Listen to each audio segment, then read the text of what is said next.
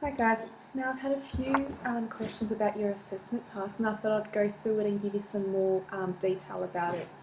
So again, this is your third assessment task and the due date is week 8 of this term. So I've given the actual date of 9th of June 2015.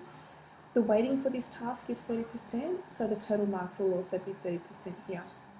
Again, with any illness or misadventure forms, you can always find those on our college website, but just to give you an overview of what the procedure is, day 1, you need to have you will lose 25% unless you have a doctor's certificate. Day 2, you'll lose 50%, and then day 3, you'll get 0. Okay, again, unless you've got a doctor's certificate that's handed to me before then. Oops. Okay. Just looking at the syllabus outcomes for this task, so this is what you will need to do by the end of this task, what you should have covered. I won't go through each of those, they're pretty much self-explanatory, so you can have a read through those. Let's look at your actual task. So your task is to investigate an economic enterprise operating at a local scale. Local scale in this instance can be Sydney or Australia-wide. The economic enterprise should be based on tourism, such as a hotel, a chain of hotels, or a tourist site. So a few of you have asked questions about what type of examples or what type of enterprises that you can do. So remember, an economic enterprise on tourism is a business or a company that operates or solely deals with tourism, okay, or in the hospitality industry or something that's directly linked to tourism. So examples, like you've got all these hotels, big hotels that you can do within Sydney or within Australia, or you've got the chain of hotels that you can do Australia-wide, so things like Accor, Hilton, Rydges, Starwood or W Hotel, or the Sheraton hotels. You can even do possibly like motels, because they deal with a lot of tourist sites as well as caravan parks. That's completely fine as well. But you want to try and find a chain to make your investigation a lot easier. A lot of you have asked about tourist sites as well. Now, I think one example was given to me about the Jenolan Caves. That's fine. However, one of the points that you'll need to look at is looking at the effects of global changes on the economic activity. Now, I don't think the Jenolan Caves would have such a huge impact on the global on global finance here. So what I'd suggest is possibly look at a bigger picture, like the Blue Mountains, for example. You can also look at ecotourism. Ecotourism would be a great option for you to choose because it's so popular right now. In particular, in northern Queensland, you've got a lot of ecotourist sites there, and then there's always a lot of ecotourist companies that deal with those sites, so that could be a possibility as well. If you want to keep it more local, Sydney Aquarium, Darling Harbour, they're also great areas for you to research and look into there. The only other point I wanted to make there is that it must have an impact on the globe, globally. Okay, so it's not just an impact within Sydney or within Australia, it must have a global impact. What I'd also ask is that you clear it through me before you get started on your assessment task, just so I can steer you or direct you in the right path. Otherwise, I would hope that you'd have at least a site chosen by the end of this week. Also, a question was asked about fieldwork. It does say in your task rubrics of conduct relevant fieldwork. Look, this isn't necessary. However, it might enhance your presentation or enhance your research in gathering information from that particular site. Again, if you're doing something that's out of state, then I don't expect you to travel there. However, it'll be something in regards to looking at like a Sydney hotel. If you were to go there and speak to someone there, then definitely have that in your investigation, have that in your written report at the end. In regards to your report, use the subheadings that are there for you of what you need to explore, what you need to research. So these ones over here, which I will go through, and you must include photographs, graphs, tables, just like any other geographical report. So in actual research facts, what you need to look at is outline the nature of the economic enterprise. So if you're looking at, for example, Sydney Aquarium, what is the Sydney Aquarium? What does it comprise? Like, what is it about? What's there? What do you find there? Outline the locational factors. Where is it located? It's obviously on the Sydney Harbour, which is another tourist site. Like, talk about the factors of where it's located, what makes it special being there. So you're describing the ecological dimensions. So remember, ecological, we're looking at how the environment and how people interact with it. So we're looking at environmental constraints, climate and human impacts on the environment, such as pollution and ecological sustainability. Now, all the economic enterprises may not cover, say, environmental constraints, climate or human impacts. So this is more for a tourist site, which depends on weather, which depends on the climate.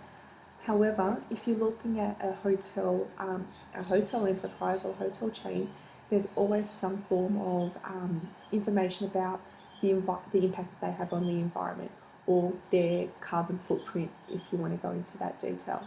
So you'll always find information on that. Explain the internal and external linkages of flows of people, goods, services and ideas. So in this instance, you're looking at who's coming in, who's leaving that area, who's working in these particular areas. So you're looking at the flow of people, goods. So what goods are they using, where are they getting them from, what services are they providing, or what ideas do they have. Again, all these areas aren't going to be specific to all economic enterprises. However, you can link them a few of those up with that. And then you're going to analyse the effects of global challenges in the economic activity on the enterprise. So what effect does it have globally? Okay, what impact does this have globally? So remember, you're looking at these areas here being subheadings. Understand what these words mean, because that is what you will be marked on. So if you have a look at your marking criteria, in order for you to get a band 6, and I've placed them in bands, not in marks this time, just so you know where you're stationed. So to get a band 6, you need to thoroughly indicate the main features of the nature of the economic activity. To outline something, you need to indicate the main features. Also, you need to thoroughly indicate the main features of locational factors on the economic enterprise. Again, what are the main features of that location? Why is it there?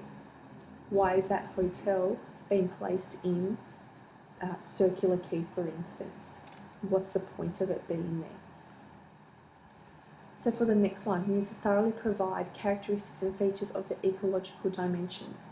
So the characteristics and features of the environmental constraints, for example, or the climate, or the human impacts on the environment. So what impact does your economic enterprise have on the environment?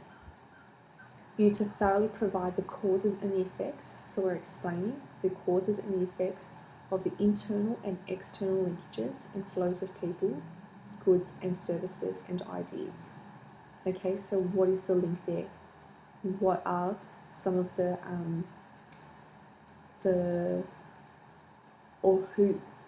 who's using this resource, or who's using this enterprise?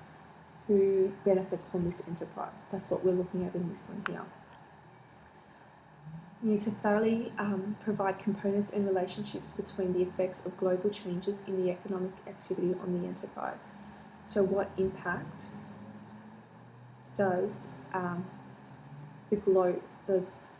do global changes have on this activity? And with any geographical report, you need to understand and use geographic terms and concepts, and you must include a correctly formatted bibliography. And that's where some of you have been failing in some of your last assessments. Use a proper bibliography. If you're unsure, ask me and I'll show you examples of how to do that. So again, I'll go through the task. And looking at the word limit, you've got 1,700 to 2,000 words. These 2 dot points here shouldn't take up more than, say, 400 words. Okay, that should be the most there.